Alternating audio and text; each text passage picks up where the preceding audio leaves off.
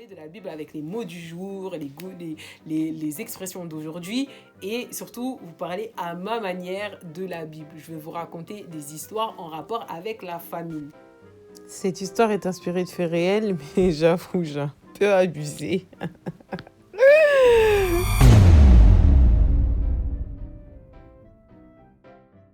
Tout le monde connaît l'histoire de Joseph, j'ai pas besoin de faire comme un remake, quand même. Vous connaissez pas l'histoire de Joseph? Ah bon, je vais vous raconter l'histoire de Joseph. En gros, Joseph, c'est un gars, tu vois, il a 11 frères. 11 frères, hein, que des frères. Et vraiment, le Seigneur. C'est les enfants de Jacob, équayé Israël, tu vois. Maintenant, Joseph, tu vois, genre c'est grave le chouchou de son père. Parce que son père avait reconnu en lui le Mbappé de la famille, tu vois. Il avait vu que, vas-y, lui, c'était grave un numéro 10, tu vois. Tu vois, c'est le genre d'enfant où tu sais que lui, quand tu regardes les autres, tu dis, bon, je les aime beaucoup, hein. Mais... allez, étudiez-vous. Lui, tu dis, non, lui, il a un jeu de jambes que... lui, là... non, lui, il faut que je le préserve parce qu'il faut garder, tu vois, son corps bien parce que plus tard, il va percer, tu vois.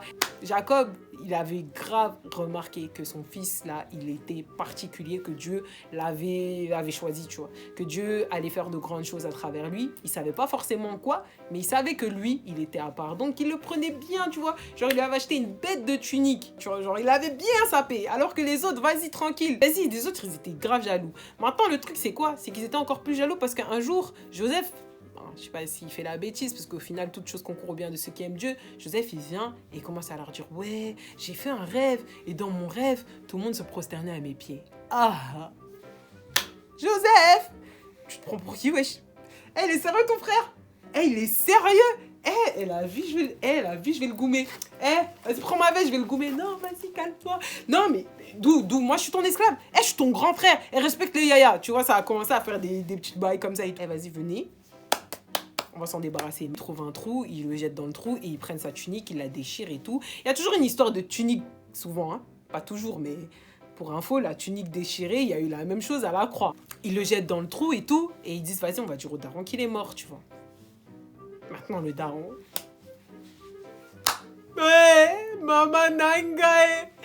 Ah, Seigneur, pourquoi? Tu vois, parce que là, il voit tout son avenir réduit à néant. Ah! Jacob, oh, Jacob, mon bébé. Tu vois, le daron, il est au bout de sa vie, mais vraiment, parce que quand même, le daron, il l'aimait beaucoup, tu vois. Maintenant, Joseph, il est laissé pour mort, comme ça, dans le trou miskin. Il a plus d'habits, il est en caleçon, tout ça. Il y a des Égyptiens, ils passent et ils le voient. Oh, gloire à Dieu. Je vais être sauvé. Kédal, ils l'ont réduit à l'esclavage. Ah, ils l'ont mis esclave chez Potiphar. Maintenant, Potiphar, c'est quoi? Potiphar, genre, c'est un officier de Pharaon. Donc, c'est quelqu'un quand même haut placé et tout ça. Maintenant, Potiphar, il a une go. Enfin, il a une femme, tu vois. Chérie Nanga, nana.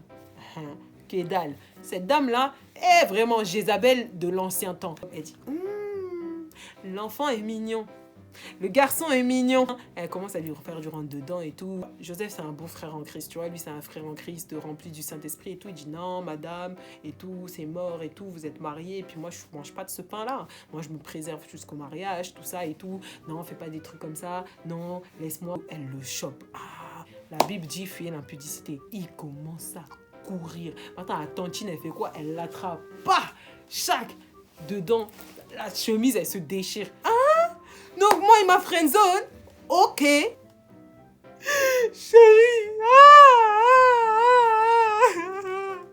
Appelle la police. Appelle la police. Le Potiphar, il arrive. Mais qu'est-ce qui se passe, bébé? Chérie, je suis traumatisée. Regarde.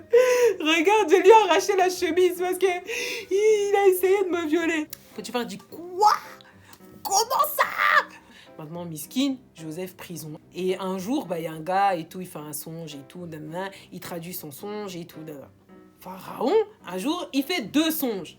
Maintenant, il ramène vos voyants, là, Crari, les liseurs de bonne aventure. Et il leur explique le songe, il n'y a personne qui sait répondre. Ils sont là en mode, j'ai rien compris, frère, j'ai rien compris. Bah oui, les voyants, c'est nimp.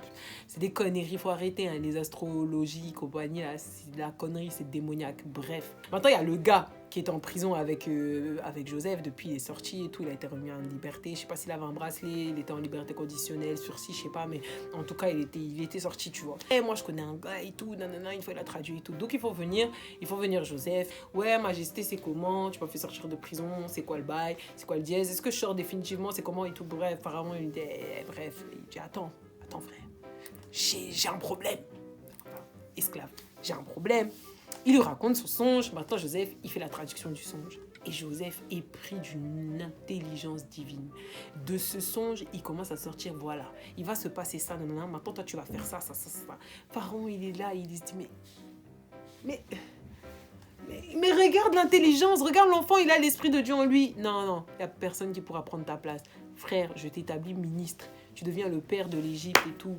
Il n'y a que moi qui est au-dessus de toi. Puis, le gars, il est passé d'esclave en prison à ministre de la plus grande puissance mondiale. Parababosa, Kaleosa. C'était pas encore la famine. Son songe disait que pendant 7 ans, ils allaient avoir une abondance de malades, mais qu'après les 7 ans, ils allaient avoir une famine de ouf pendant 7 ans. Il met son plan et tout. Dans son plan, il prend les 10e de chaque récolte pendant l'abondance et tout. Et il met ça de côté. Tellement il met de côté, il n'y avait plus de place pour stocker. Et maintenant, il n'y a rien à graille dans le monde entier. Ça fait que le monde entier vient acheter en Égypte et tout. Les autres, là, les 11, là, qui n'ont pas trop dans la tête, ils sont en galère. Père, c'est comment? Il n'y a plus rien à manger. Ils arrivent chez Joseph, ils ne reconnaissent pas Joseph, mais Joseph, miskin, il reconnaît direct, il est pris d'émotion et tout. Il va se cacher, il sanglote. Mes frères, est-ce que mon père est encore en vie?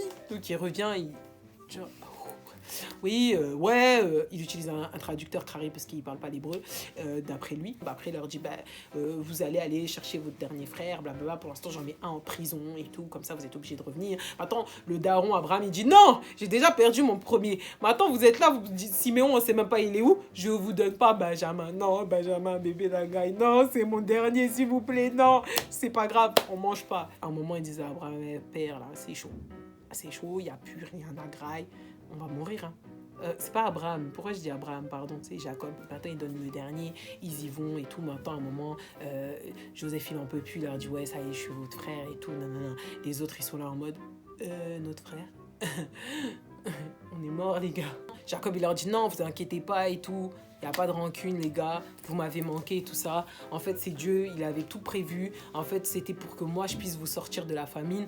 Aujourd'hui, voilà, je suis l'homme le plus puissant du monde. Vas-y, tranquille, fais venir le daron. Faites venir tous vos fils, mes neveux, tout ça, le sang. Faites venir mes belles-sœurs. Je vous mets bien. Et quand eux, ils arrivent, on leur donne des postes. Il y en a, ils deviennent les bergers des troupeaux de Pharaon. On les met dans la meilleure des régions d'Égypte et tout. Alors qui continue à avoir la crise et tout. Carrément, maintenant, c'est les peuples égyptiens qui sont obligés de vendre ces terres, de se rendre à l'esclavage. Mais eux, ils sont yam de chez yam, dans le pays qui n'est même pas les leurs, dans un pays étranger. Le Seigneur les a bénis de chez bénédiction. Donc, toi, là, qui as le Saint-Esprit, toi qui es né d'eau et d'esprit. C'est pas genre le Saint-Esprit vient, il se dépose sur toi. Le Saint-Esprit vit en toi. Toi qui es appelé enfant de Dieu. Toi pour qui Jésus est mort à la croix pour que tu sois racheté. Toi tu paniques. Toi tu penses que Dieu a aidé Abraham, a aidé Jacob, a aidé Isaac, a aidé Joseph pendant la famine. Tu penses que toi, pendant la crise économique, tu vas pas manger? Tu penses que toi, tu vas pas boire? Tu penses que toi, tu vas pas t'habiller? Tu penses que toi, tu vas pas travailler? Oh frère, la Bible dit que nous n'avons pas à nous inquiéter du manger, du boire et du vêtir. Comme a dit hier mon pasteur, c'est le moment où le Seigneur va commencer à manifester tous les trésors qu'on a amassés dans les cieux. Donc on ne s'inquiète de rien. Le Saint-Esprit est en nous. Le sang qui a coulé à la croix, c'était pour nous. Moi, je ne m'inquiète de rien. Le Seigneur est au contrôle. Au final, il se glorifiera. Ce qu'il a fait pour Abraham, Isaac, Jacob ou Joseph, il le fera pour moi. Dans le nom de Jésus, soyez abondamment bénis. Bisous, bisous. La suite, j'espère que je pourrai vous la raconter. Les autres histoires de famine dans la Bible. Voilà, bisous, bye.